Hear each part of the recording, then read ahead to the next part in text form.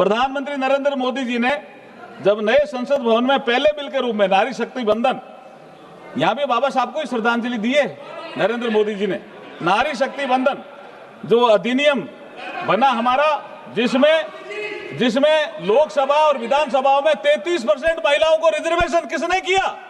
नरेंद्र मोदी जी की सरकार ने किया। भाई आप तो नहीं कर पाए ना। चुनाव आयोग के ही मार्गदर्शन में देश में प्रथम आम चुनाव 25 अक्टूबर 1951 से 21 फरवरी 52 तक सफलतापूर्वक संपन्न हुआ।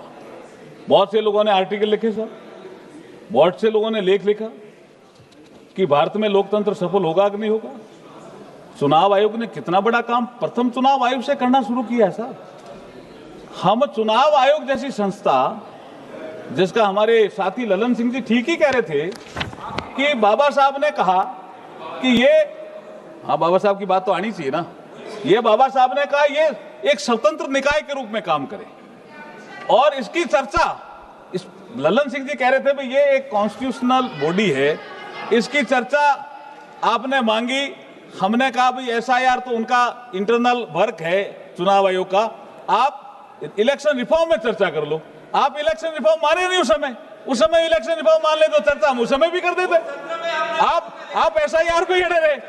मैं संवैधानिक व्यवस्था के अंतर्गत इलेक्शन कमीशन ऑफ इंडिया को आर्टिकल 3 to 4 के अंतर्गत इलेक्टोरल रोल की तैयारी, ये मैं आपको बताना चाह रहा हूं कि इलेक्शन कमीशन क्यों इलेक्टोरल रोल को ठीक रखना चाहता है, उनकी ये संवैधानिक जिम्मेदारी है।